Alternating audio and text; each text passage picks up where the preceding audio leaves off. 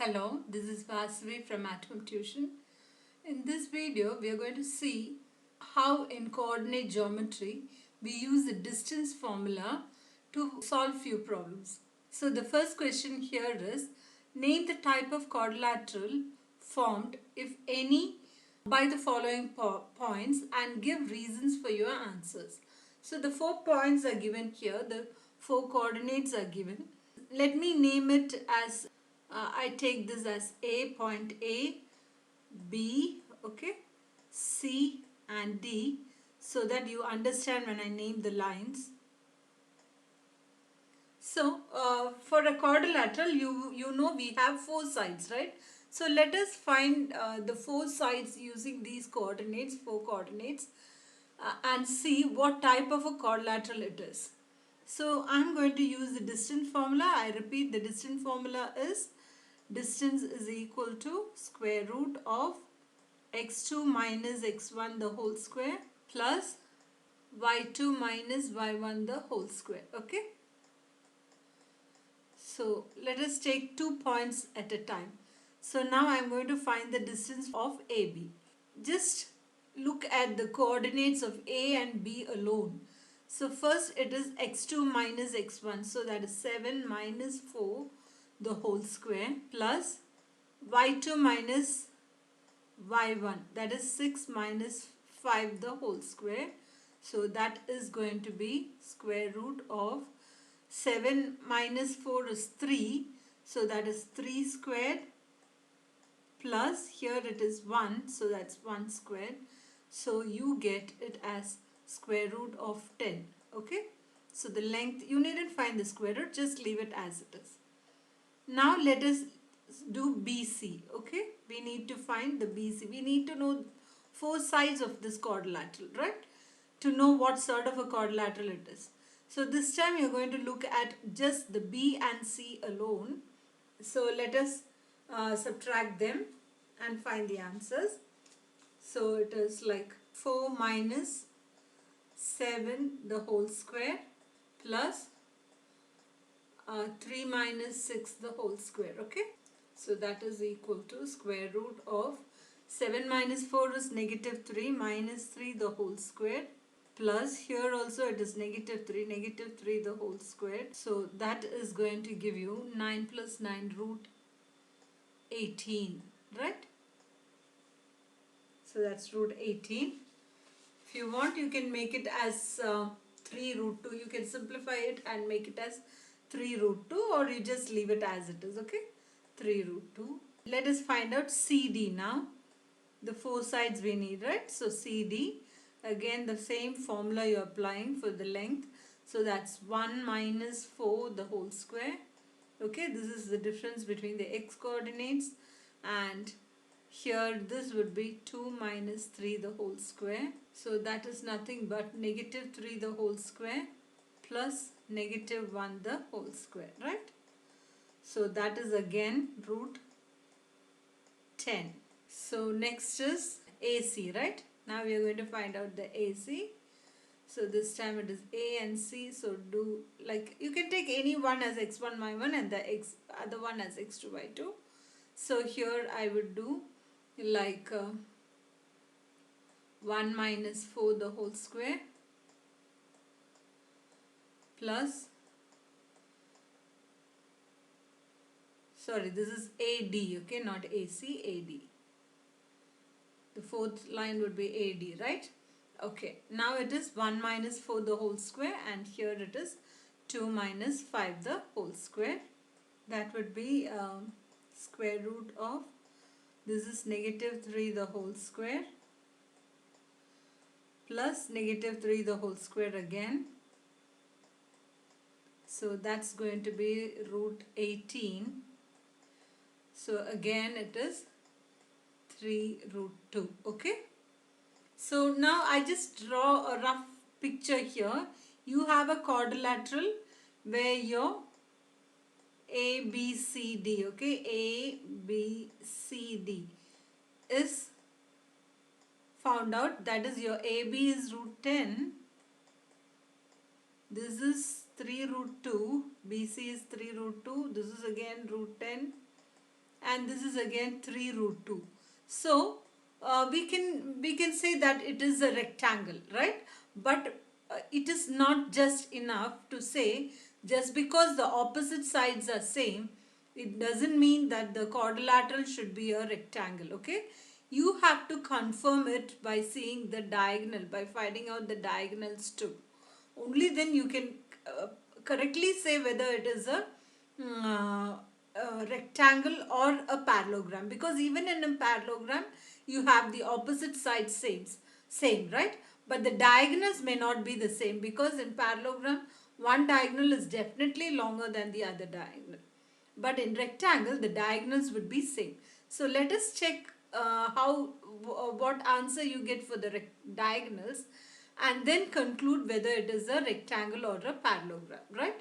So now I am going to find out the diagonal. So just make this sure whenever you find out, whenever they ask you to show that it is a square or rectangle or parallelogram or rhombus, whatever, you need to check the diagonals too, and then decide whether it is just the sides are not enough, because even a square has all the sides same, and even the rhombus has all the sides same, right? Likewise, the rectangle has opposite sides equal, even the parallelogram has opposite sides equal. So it is always better to find out the diagonal. I am going to find out AC now. So AC is the diagonal. So just look at the coordinates of A and C alone. So I would get 4 minus 4 the whole square, right? Plus 3 minus 5 the whole square. So you have 4 minus 4 is 0, and here it is 2 squared. So that is nothing but 4 root 4, right? That is 2. Okay. So your one diagonal is this. Let us find out the other diagonal also. The other diagonal is BD. So I'm just going to do BD and see what I get. So the coordinates of B and D you check. So that would be like 1 minus 7 the whole square plus 2 minus 6 the whole square, right? So that will be 6 squared, that is 36. 6 square, negative 6 the whole square, 36. And here it is 4 the whole square, right? Negative 4 the whole square. So 36 and 16 you get square root of 52. When you simplify that, you get 13 root 2, okay? So I can conclude saying that since the opposite sides are equal in length, one more point you have, and so the diagonals are not congruent. So what is the quadrilateral? This is a parallelogram, okay? So that's done. Now let us go on to the second question. Here, if Q, which is 0, 1, is equidistant from P and R, what is the value of, okay, here the R x coordinate is not given, the rest are given. So they say you have 2 points P and R. So Q is equidistant from P as well as R, okay? So the length of PQ is equal to the length of QR. Understood? Let us use that information, that end given in the question, for solving this problem. So let me write the PQ formula. PQ is square root of, just take the P and the Q, okay? So that's 0 minus 5 the whole square plus 1 minus of minus 3, right? So that is equal to, this is my PQ. Let me write the QR here. Simultaneously I'll do. So for QR it is like 0 minus x the whole square plus 1 minus 6 the whole square, right? Okay, now squaring both sides, I square both sides, okay, because I just want to get rid of the square roots. Squaring both sides, the root goes, right? Square root goes, so 0 minus 5 is minus 5 the whole square, plus this is 4, right? 4 square equals, here you have minus x the whole square plus 5 square. Let me solve this. So that is 25 plus 16 equals x square plus 25. Now I get the 25 and 25 on both sides will get cancelled. So I get x square equals 16 and my x will be equal to plus or minus 4. Okay, now I just got the x and x value, but they've asked you to find the distance of QR and PR. You have two answers for x, right? So let me take when x is equal to 4, QR is equal to x minus 0 the whole square. X is 4, right? So I substitute the value 4. 4 minus 0 the whole square plus 6 minus 1 the whole square. Square root of, okay? So that will be equal to 4 square is 16. This is 5. 5 square is 25, right? Square root of this. So that's nothing but square root of 41. Now you have to find PR, right? PR is equal to square root x minus 5 the whole square. Oh, sorry, again I'm putting the value of x here. I forget to put the value of x. X is 4, right? So 4 minus 5 the whole square plus 6 minus of minus 6, minus 3.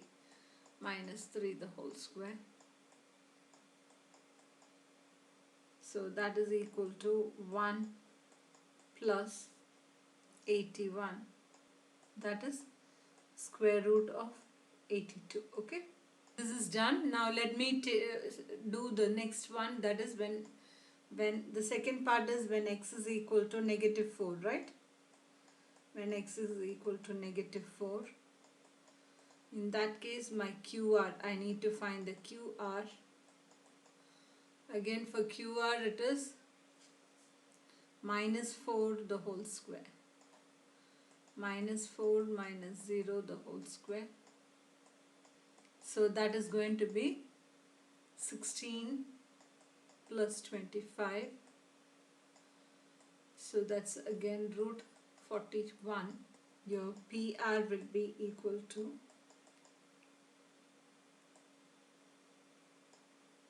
so let me replace it. Minus 4 minus 5 the whole square plus 6 minus of minus 3 the whole square, right?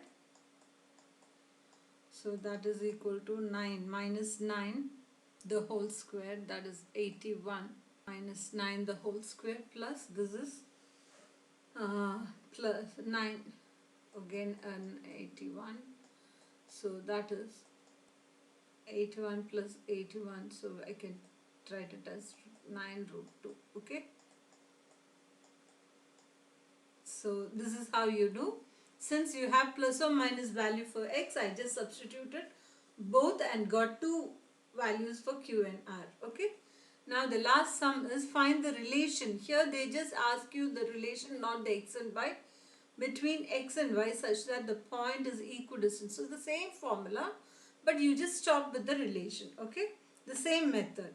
So here they say I just take the point like this as p and this is x and this is y. Okay, since p is equidistant from x and y, I can say that xp will be equal to py.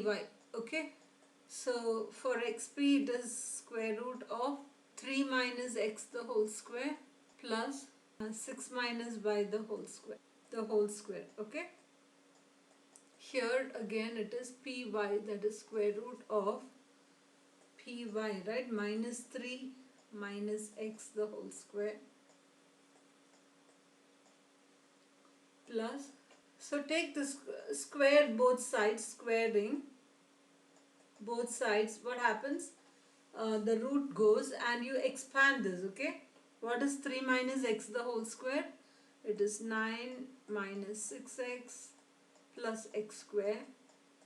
And here this is plus 36 minus 12y plus y square onto my left, and this side it is 9 plus 6x plus x square plus 16 minus 8y plus y square, right? Okay, you have expanded. Now let us cut the common terms like y square and y square on both sides of the equal sign. X square and x square you can cut off. And then the 9 and 9 will go. So let us bring them all to one side. So, and then let me put the x and y value on my left, plus 8y, right? Equals, this side you bring the numbers this side, minus 16 minus 36. So you get minus 12x minus 4y equals 52, negative 52. Okay, this is the relationship between the terms. You can just leave it. If you want, you can simplify by dividing throughout by 3. So what happens? It is minus 4x minus 3y. Okay, this is the relationship.